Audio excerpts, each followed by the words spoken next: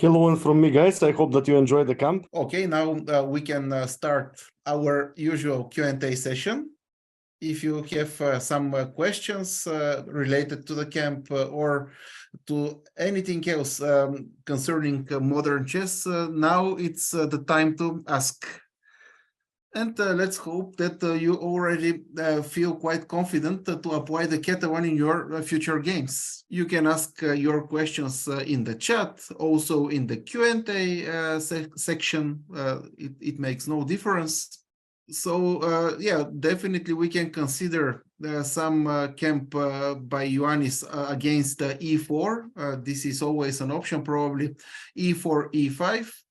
And unlike Ioannis, Elianov believes in Cabo-Can, and very soon you will see his new database on the Cabo-Can on our website.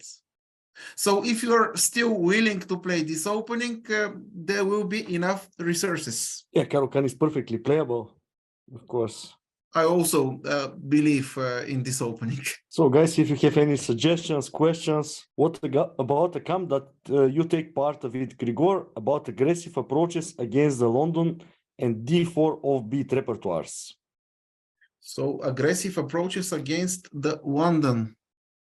Because you wrote for Queen's Indian players, but we already had the camp, Grigor already had a camp about all this. Yes, in this camp, I have suggested the system with c5 and then early c takes d4 and b6.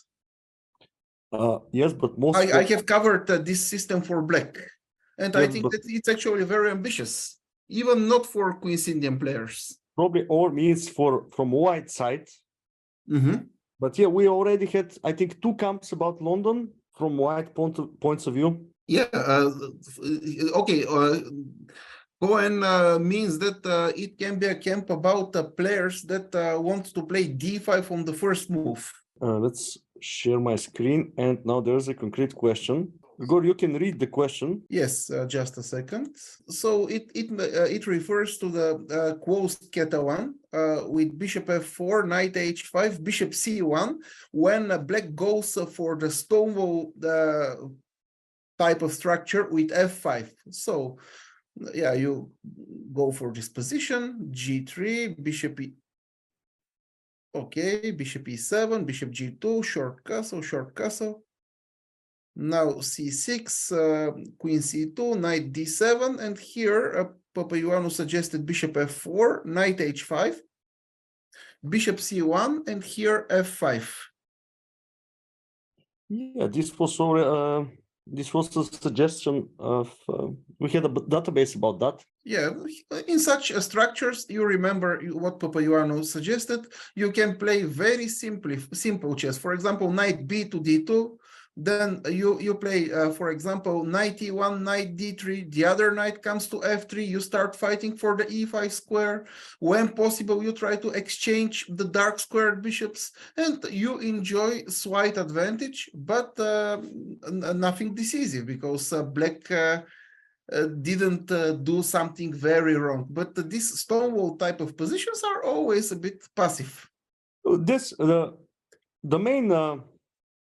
The main goal of the move f5 is just to not allow white to go with the draw and just to get a playable position with some winning chances. But objectively speaking, white is always slightly better in the structure. Yeah, just put your knights on d3 and f3, take control of the e5 square, and when possible, exchange dark squared bishops, then start playing on the queen side, either by advancing the pawns or play c takes d5 only when black is forced to recapture with the c pawn, because in this case you can start playing on the c file. And actually the theory in this position doesn't matter at all, because black can play many different options and moves. What is important is the setup. Also, there will be some explanations in the PGM files, but this is not a theoretical position. This is just some way that black applies to get a playable position. There's a question. One of the panelists mentioned that the Catalan serves 40% of the needs for d4 players. Okay, the main panelist, Papaioannou, mentioned this. Yeah. So about d4, knight f6, c4. Okay, you can play Catalan against Nimtsu Indian and against Queen's Gambit, also against Slav sometimes. And the other 60% are Grunfeld, King's Indian, Benko Gambit. We have Benoni. plenty of materials in our website. If you want to put the bishop on g2, we have wonderful databases by Michael Royce. Starting from this position, also we have many other suggestions. It's hard to answer this with just a few words. So it depends what kind of position you want to play. Many players prefer, if they play Catalan, to put the bishop on g2 against these openings, against King's Indian, Grunfeld, Benko Gambit, and so on and so on. Yes, some players always put the bishop on g2. For example, myself, I play Catalan against this Slav, against knight f6 and e6, against Queen's Gambit, but against King's Indian and Grunfeld, I prefer other systems. So it's more matter of taste. Yeah, as a Catalan player, a very important choice that you should make is that after d4, knight f6, you can play the moves on the board, Petar. c4, e6. Here you should decide whether to start with knight f3 or g3. So Papaioannou prefers to start with g3, but then also you should recon with the Benoni approach, c5. But the advantage is that there is no Queen's Indian defense, and also the Bogu Indian is more favorable for you because you keep the flexibility. For example, after bishop b4, bishop d2, bishop takes d2, queen takes d2. Actually, the best setup includes bishop g2, e3, knight e2, and you keep the control of the dark squares. This is one important advantage. There is another advantage that if you play knight d2, for example, Yeah, this move b6 is no longer possible. So you need to choose another setup. In the normal Bogu Indian, after knight f3, this is also what Papaioannou and Marin suggested. Here we play b6. And if you start with the move g3, you can also choose with how to play knight d2 or bishop d2, and both moves has some advantages. Yeah, so very important question is what to do against c5. And according to my latest researches, I'm inclined to believe that now even d5 is better because I see that top players started preferring d5 over knight f3. You can see the latest games of Dink Liren, in which he demonstrates some very fresh ideas for whites. Yeah, so d5 is if you're very ambitious, and knight f3 is more practical approach, let's say a lazy approach. Mm-hmm. But it's possible, yeah, to play in both ways. But this is important question. So you will decide whether to start with g3 or knight f3. At some point, probably we can make some lectures about that. We will see depending on your needs. So, guys, any other questions? Yes, we are here to answer every possible question.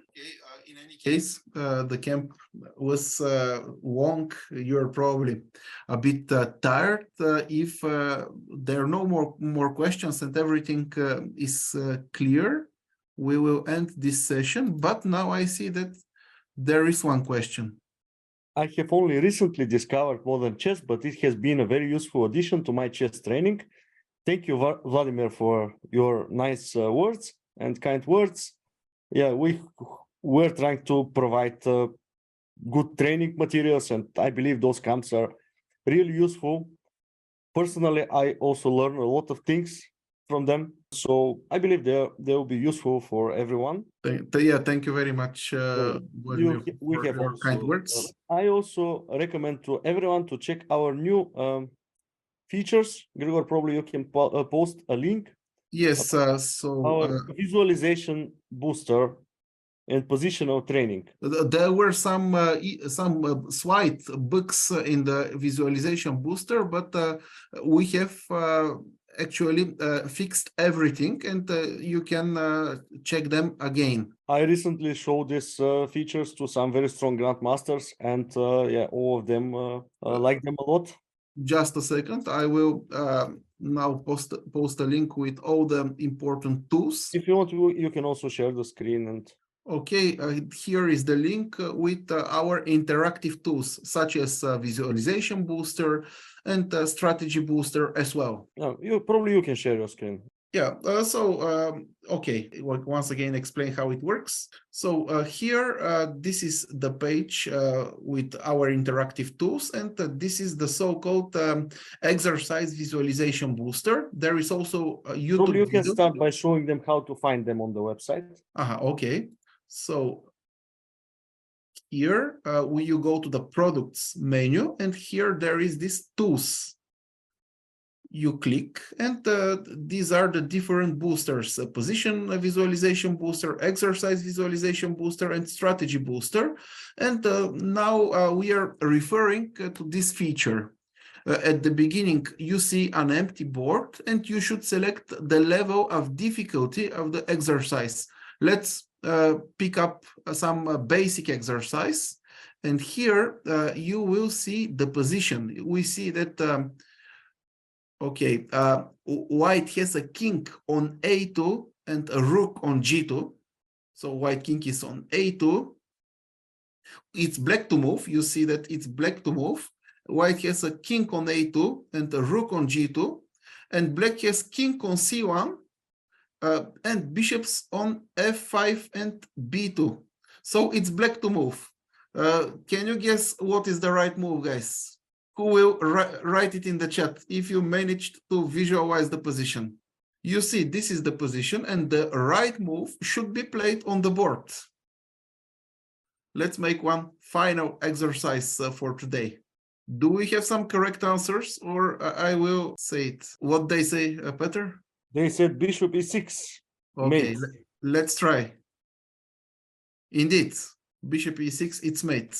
And if you make, for example, one wrong move, let's say that in this position, okay, it's black to move actually, and I will make a wrong move. For example, this. And okay, immediately the answer is marked as incorrect, and the system shows the right solution. Okay, Yeah. this is how the system works, and in my opinion, you can try to exercise a lot. For now, it's open for all the users for free, but very soon this feature will be limited to premium users, but still all the users will have access to some of the positions. Yeah, right now you have access to all the features, because it's still work in progress, and we hope to hear from you we hope to have some feedback from you. Yeah, now interesting feedback. We should make the possibility for more than one attempt. Yeah, indeed, it's logical, and we will seriously consider this idea. Is there a reason why black is on the bottom? Seems a bit confusing at first. Because in this position, it was black's turn. If it's white to move, white will be on the bottom. But okay, probably we can think of fixing the board just on the bottom to be only black or only white. No, but yeah, later Dane wrote that he realized that it's black to move. Yeah, this is the reason. If it's black to move, the black is on the bottom. Okay, thank you once again for all the valuable feedback. Now it's time for some final questions. If you still want to ask something, I believe so far all the questions have been answered. Just want to thank you for a wonderful camp. Thank you all for nice words, and we're waiting for your wonderful database. Thank you very much for all the kind words that you are saying. We will try to keep working and do our best so that we can be useful for your further chess developments. And as always, guys, whenever you have some questions, you can also join our Facebook group for Yes, everyone who didn't there do is it. a closed Facebook group. Um, I think it's quite useful because there are a lot of questions, discussions. Yeah, in this Facebook group, you can always ask a question. You can post some of your games, and you will immediately get a feedback. Probably this will be a good resource for all of you. Yeah, and again, if you're not using Facebook or something, you can always contact us on our email. We're trying to respond as soon as possible. Thank you once again for attending the camp. I hope that you learned a lot and it was interesting for you, and see you soon. Yeah, and probably you can wait for some thematic Catalan tournaments. Yeah, that would be a great idea. Thank you very much. Thank and you, guys. see you on our next camps. All the best and bye.